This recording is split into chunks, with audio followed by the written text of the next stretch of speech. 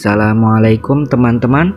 Hari ini kita akan membahas mengenai supply dan demand, ya. Supply dan demand.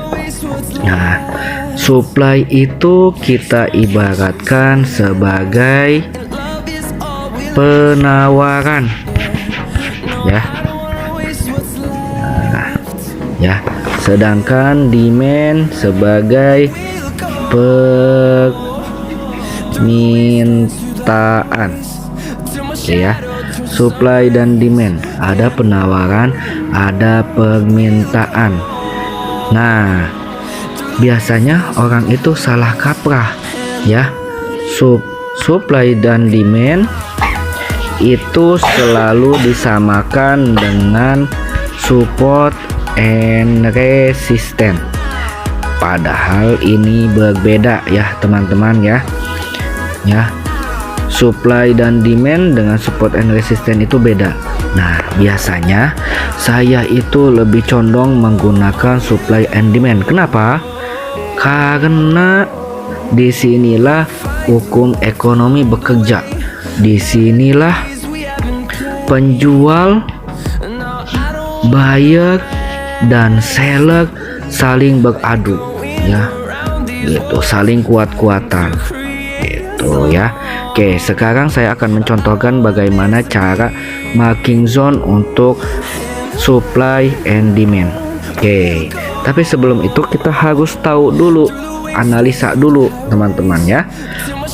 Saya akan kasih tahu dulu teman-teman. Nah, oke, ini D1, ini H4, ini H1. Nah, jika teman-teman adalah tipe dari trader harian, maka marking zone-nya adalah di D1, ya, D1 atau di H4. Nah, kemudian mencari titik untuk pending order di H1 atau di M30, ya, seperti itu. Nah, kemudian jika kalian adalah tipe scalper, ya, tipe scalper, maka di M30 analisanya atau M15. Nah, kemudian untuk pending ordernya di M5, ya, seperti itu, ya. Oke, ingat-ingat lagi, D1 jika tipe swing atau day trading, D1 atau H4. Nah, kemudian entry-nya di M30 atau di H1. Nah, ya, jika scalper analisanya marking zone awalnya itu di M30,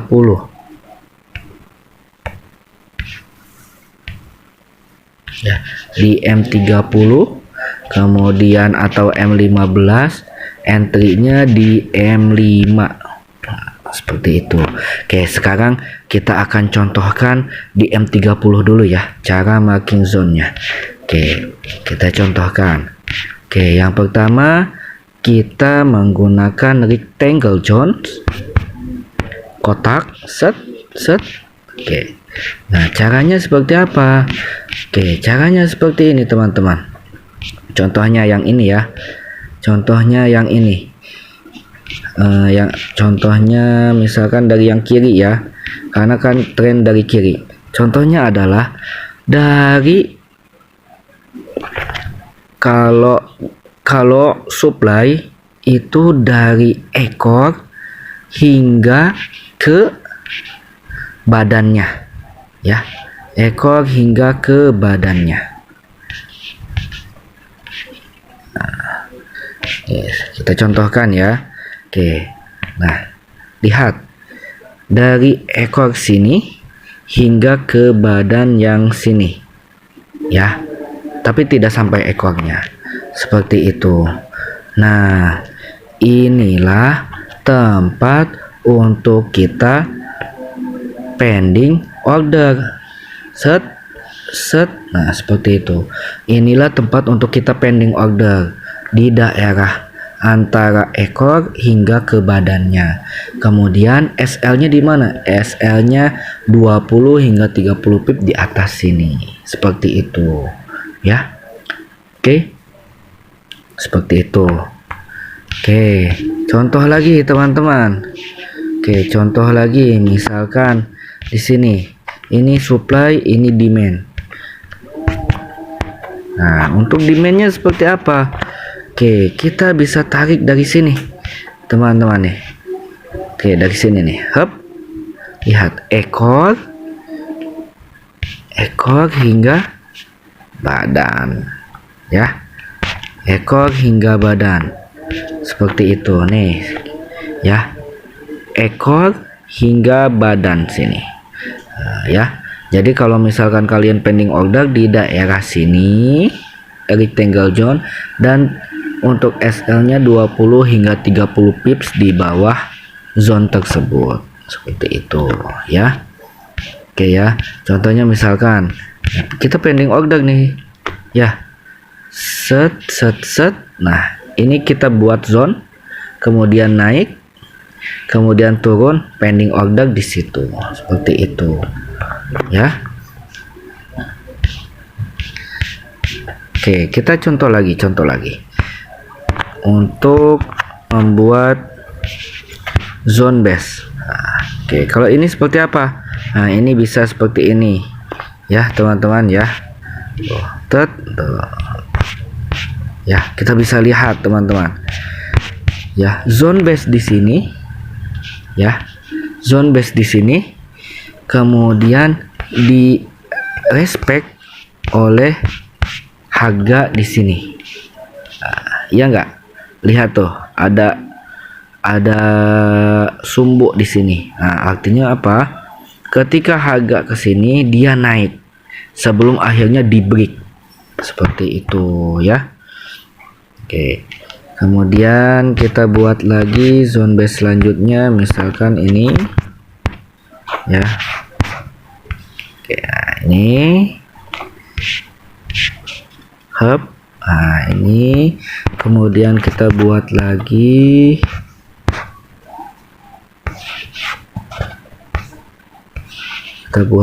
di sini, ya. Kemudian kita buat lagi,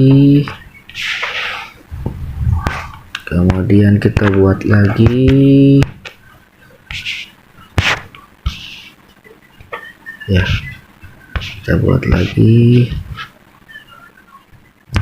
Oke, teman-teman, nanti akan saya jelaskan, ya. Ya, lihat teman-teman, lihat zone-zone yang sudah saya buat. Misalkan ini, ya, ini zone base, set, kemudian dia ke bawah, tek, kemudian dia ke atas buat zone base lagi, kemudian ke bawah, kemudian zone base ini. Nah, zone base ini, ya, dia ditembus naik ke atas, ya. Saya ulang deh. Oke, ini ada zone base di sini, kemudian dia buat base lagi, kemudian ke bawah. Zone base ini akhirnya ditembus. Jika ditembus akan menuju base selanjutnya di atasnya, ya. Nah, sebelum melanjutkan perjalanan, jika tidak bisa ditembus, ini kan nggak bisa ditembus, ya, cuma ekor, dia akan kembali ke base sebelumnya, ya, yang di sini, ya. Nah, jika base sebelumnya tidak bisa ditembus, otomatis dia akan ke atas, ya. Oke. Kemudian sebelum melanjutkan perjalanan, pasti dia akan retest lagi ke bawah, set. Nah, kita lihat zone base yang ini sama level dengan ini. Artinya apa? Sebelum terjadi penerusan tren, dia kembali dulu ke base yang sebelumnya sebelum ke atas. Seperti itu ya. Oke teman-teman, itu saja ya penjelasan mengenai supply and demand. Kalau saya lebih suka menggunakan supply and demand dibanding support and resistance ya. Lebih suka seperti itu ya, karena itu real antara pertarungan buyer dan seller, seperti itu ya teman-teman ya. Oke, itu aja tentang supply and demand. Sampai jumpa di video selanjutnya.